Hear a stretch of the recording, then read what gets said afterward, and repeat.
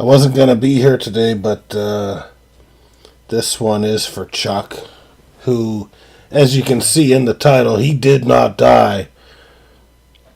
Death finally found the courage to meet Chuck Norris. So I just want to go on record. Chuck Norris is alive and well. He did not pass.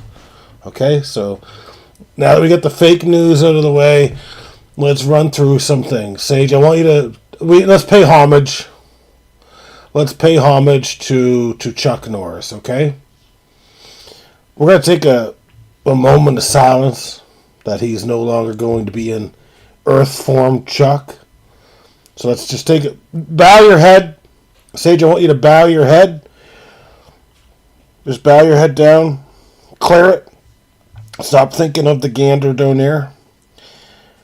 All right, that moment is over. That was a beautiful moment right there. I literally pictured Chuck Norris in Gander with the donair while he was fucking surfboarding at the same fucking time. That's what I saw. I don't know what you saw, Sage. I'm sure it was magical too. I'm sure it was extremely magical, but that's what I saw. Now, let's get to just some news and notes. I'll leave this up to you. If at the end of the stream you want me to go to Google and find some of the best Chuck Norris jokes and read them, I could do that as well. But for now, we're going to get the sports portion over, also known as the sportion, and then we'll go from there. I'll let you think about that.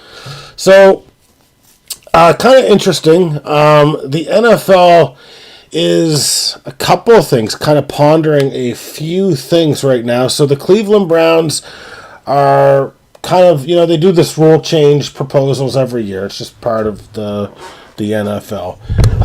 And so right now, you can only trade 3 years into the future for your draft picks. So obviously you can trade your 2026 picks, your 2027 picks, and your 2028 picks as it currently stands. What Cleveland is proposing is that there should be the right for 5 years of trading into the future. Now, for me, I don't necessarily like this because if a team gets fleeced, kind of a la like the Brooklyn Nets did, it sets one team up greatly to be sustainable, to be like a super powerhouse, that sort of thing, and it sets another team back a lot. So, in my opinion, I'm not a huge proponent of this at all. The only kind of thing that it makes sense with would be like, I don't know, if you were trading for like a top level quarterback, let's say, I don't know, a Lamar Jackson, Josh Allen, Patrick Mahomes, even though he's not that good anymore, like a top level. You'd have more picks to trade, basically. You could trade like 5 firsts for a quarterback because there's never real value that you can get for a quarterback if you're to trade like a franchise quarterback. But I don't know. I do want, Sage, your opinion on this. Do you think that do you think that 5 years is good, or do you like where it's at? I'm kind of the proponent that it's kind of good. It's kind of good where it's at, in my opinion. I kind of like where it's at. I think it helps keep a bit of parity in the NFL, whereas there could definitely be huge disparity if a team like just king ransoms another team, a team like the Cleveland Browns. I agree. Let them do 5 if teams want to destroy their drafts.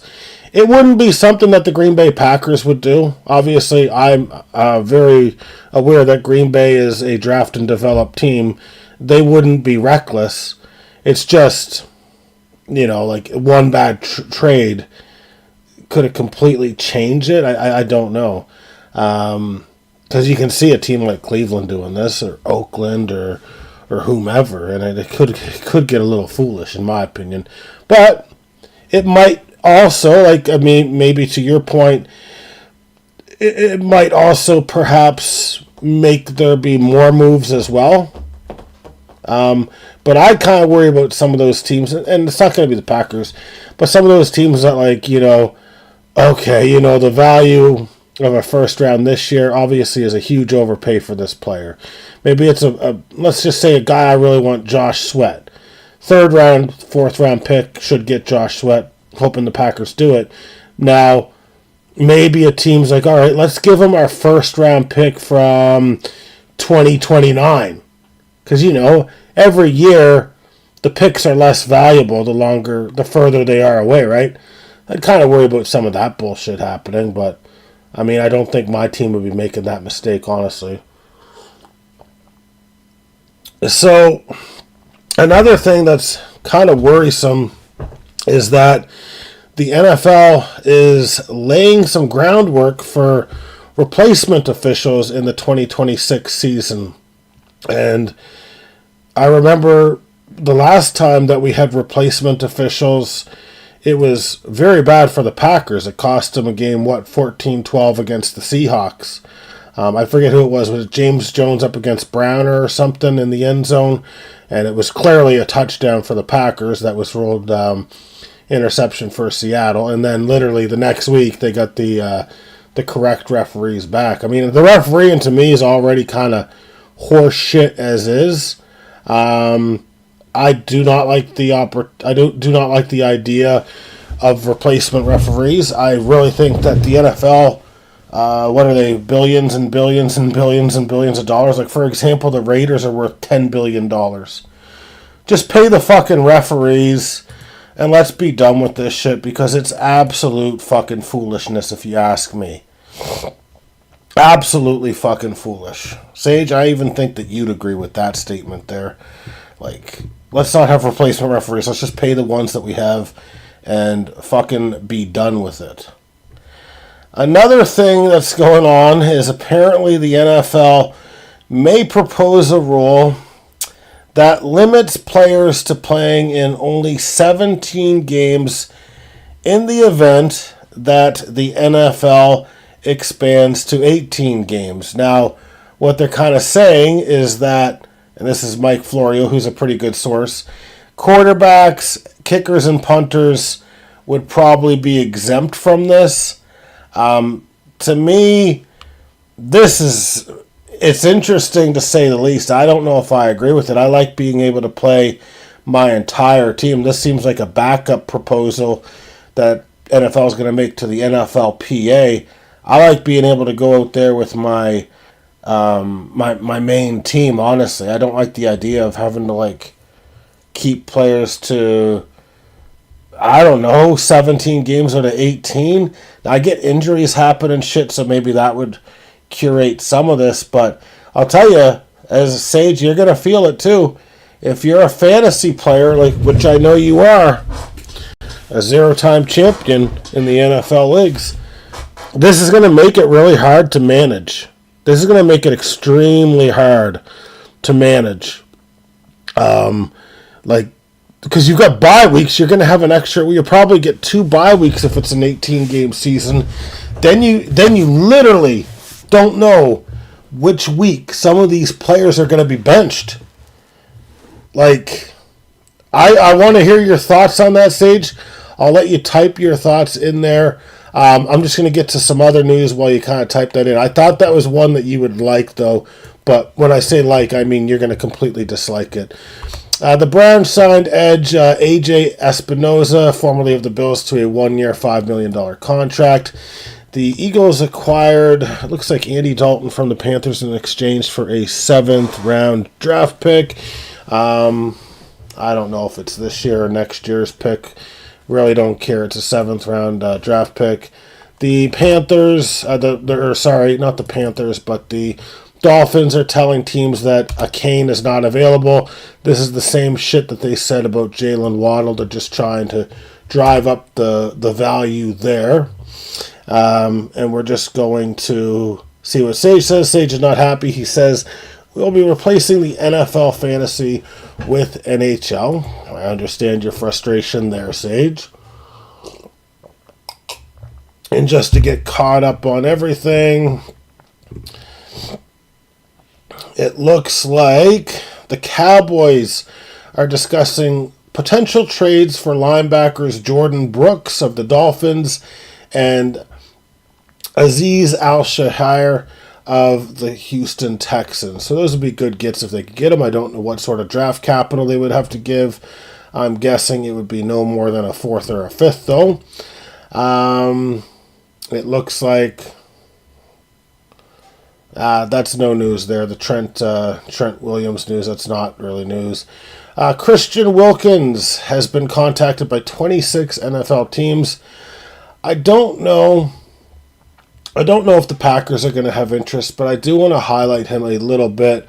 Wilkins, extremely good player. Now, we really need, we being the Packers, we really need a nose tackle. So Wilkins would not fit the bill. He would fit the bill of a 3-4 end or a 4-3 defensive tackle. But he's very good against the run. He's even had a lot of sacks. 1 year he had 9. Most years, though, you're looking at like 2 to 4, that sort of production for sacks. But he gets a lot of tackles as an edge. Now, he did not really play at all. Well, he didn't play at all last year, and he barely played with the Rams in 2024. Only played 5 games, but actually looked pretty productive. He'd be a guy for the right price. I'd be interested in bringing in an incentive lead and contract. I would love to bring him in to be a 3-4 end. Again, that does not fix the Packers' problems at nose tackle. Let me just see what else we got here. The Falcons acquiring Sidney Brown, a 4th-round pick and a 6th-round pick from the Eagles for a 4th and a 6th. Okay.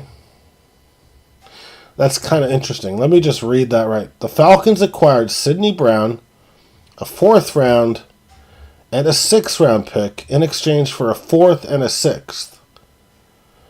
So the Falcons were a worse team than the Eagles last year. So is this just a way that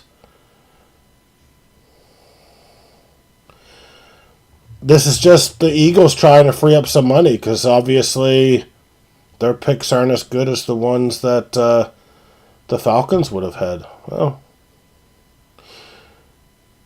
interesting. Let me see here. I got to read this one sec. Never mind. The Eagles slightly get value. Okay. So the 114th and the 197th pick for the 122nd and the 215. So really very marginal upgrade, I would say, there for draft picks for the Eagles. Interesting, though. Just going through here. DJ Chark retired after 8 years in the NFL. He only had 1 or 2 big years. You just got the Seahawks exercising 5th-year options on Devin Witherspoon and Jackson Smith and Jigba, who I would expect will be extended to lucrative deals shortly. Now, not alarming news, not good news, but Trey Savage has been has had some shoulder problems, and looks like he's going to start the year on the DL. He's still throwing, but the ramp-up period has been slow. The only thing that worries me a little bit is it is a shoulder, and anytime I hear shoulder or forearm or elbow, I get a little bit worried. So I'm hoping it's just, not a big deal, but it does look like Eric Lauer will be the 5 starter for the Jays to start the season. And I guess, Sage, that'll be it for the day. We will definitely tinker with kick this weekend when I get a little bit of time to kind of work and maybe do a couple tests and see if it's working there. We're going to call it, and shout out Chuck Norris, and have a good night, everyone.